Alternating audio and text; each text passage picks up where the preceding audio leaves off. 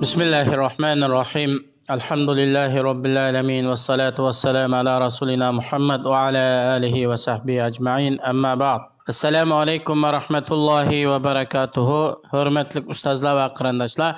Allah subhanahu ve taala her birimizni dünyanın her qaysi joylarida xotirjam salomat qilsin. Bugungi darsimiz A'rib nabiyyaka sallallohu alayhi ve sellem.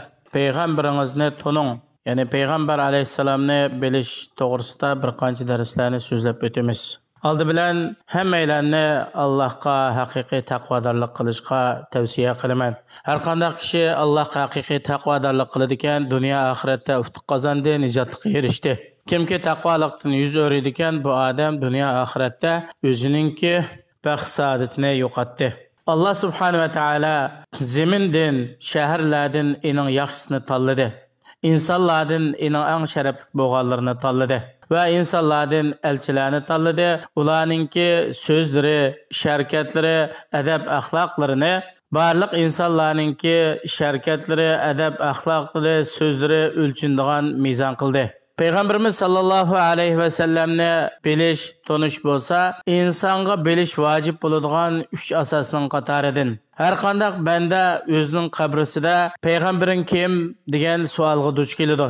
Shuning uchun har bir inson o'zininki dunyo oxiratlik yo'lboshchisi bo'lgan, oxiratda qiyomatda qiyinchiliklarga qolganda shafaat qiladigan, Allohning dinini yetkazgan va butun insoniyatni bir Allohga qulchilik qilish uchun insonlarga qulchilik qilishdan qutqizib, qorong'u zulmat qutqizib, iymonning nuriga ilib chiqqan, to'g'ri yo'lga yetaklagan payg'ambarimiz sallallohu alayhi va sallamni tonish va uning haqqini ado qilish bu har bir musulmonningki majburiyati va bilishga tegishli zarur ishlarning biri hisoblanadi. Peygamberimiz sallallohu alayhi ve sellem Adem avlodlarining sayyidi, xo'jisi, ularning dunyo oxiratdagi faxri. Peygamberimiz sallallahu aleyhi ve sellem'nin ismi Muhammed ibn Abdullah ibn Abdülmuttalib. Yani Abdullah'ın oğlu, Abdülmuttalib'nin nevrisi. Allah subhanahu ve teala Peygamberimiz sallallahu aleyhi ve sellem'ni Haşim cemaatinden tanladı. Haşim cemaatini bolsa Quraysh kabilesinden tanladı. Ular bolsa Allah'ın Peygamberi İbrahim aleyhisselam'ның evlatlarıdan. Yani ularning nasibi İbrahim aleyhisselam'a tutuşudu.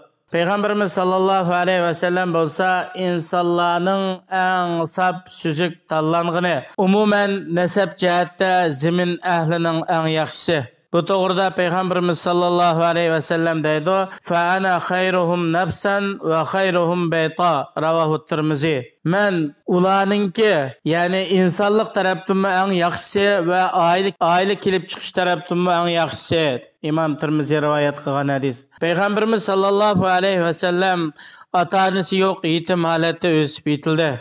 Ota-onasining tarbiyasini, ularning mehr muhabbati, kuyimchanligini yo'qotdi.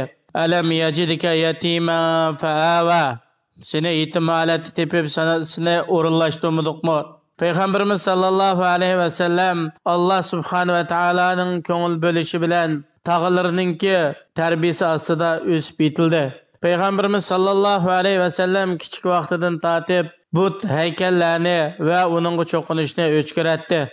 Allah subhanahu ve taala Peygamberimiz sallallahu aleyhi ve sellemni kichik vaqtida yoshlik davridan tatib Peygamber bo'lganga qadar muhofazat qildi, saqladi. Peygamberimiz sallallohu alayhi va sallam Makka bütün butparastlikka to'lgan bir davrida yashab turib, Peygamber bo'lganga qadar bir but haykallarni titib boqmagan, silab boqmagan.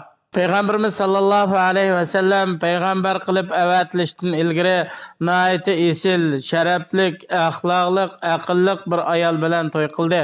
Bu şu davrdagi ayollarning shon sharaf jihatda eng kattasi, aql farosat tarafda to'lib yetilgan Hadijatul Kubra radhiyallohu anhadan iborat edi. Allah subhanahu ve taala Peygamberimiz sallallahu aleyhi ve sellemne, yani zemin butuk çokunuş bilen tolup ketken, kahin, rambal, bakşılarının haberleri taralgan, behude kan tökülüdügan, uruk tuqqanlarının arısı üzülüdügan, şundak bir naçar halette bendilerini yalğız bir Allah'a ibadet kılışkı çakırdı. Bu yolda uçurgan nurgun cepa müşakkat, qiyinchiliklarga bardoshlik berib sabr qildi. Allah subhanahu va taolo payg'ambar sallallohu alayhi va sallamning nom shuhratini ustun qildi, shon sharafini yuqori qildi, mo'jizotlarini nihoyat o'tkir qildi, dalil hujjatlarini hammadan ustun qildi. Peygamberimiz sallallahu aleyhi ve sellem düşmanlarının qalbiga bir oylik yiroqlikdan qo'rqinch silinish bilan g'alabaga erishtirildi. İlgirki, keyingi barliq gunohlari kechirim qilindi. Peygamberimiz sallallahu aleyhi ve sellem qabrdan tunji chiqadigan kishidir ve shundaqla qiyomat kuni shafaat qiladigan insonlarning avvalidir. Barliq payg'ambarlar qiyomat kuni payg'ambar alayhisalomga ergashidir. Peygamberimiz sallallohu alayhi ve sellem jannatning eshigini qoqadigan tunji kishi, shundaqla sirat ko'rigidan o'tadigan tunji kishi payg'ambarimiz sallallohu alayhi ve sellemdir. Allah subhanahu va taolo har birimizni chin dilimizdan Allah'ın Resulüne, Peygamberimiz sallallahu aleyhi ve sellemne yaxshi ko'radigan haqiqiy mu'minlarning qatoridan qilsin. Peygamber aleyhisselamninki tarihi, siyratlari, ish izlarini o'rganib, hayotimizni Peygamberimiz sallallahu aleyhi ve sellemning hayotiga tatbiqlab, haqiqiy dunyodami baxt saodatga erishadigan, oxiratda Allohninki rahmati jannatiga erishadigan taqvodor mu'minlarning qatoridan qilsin. Vassalamu alaykum va rahmatullohi va barakatuh.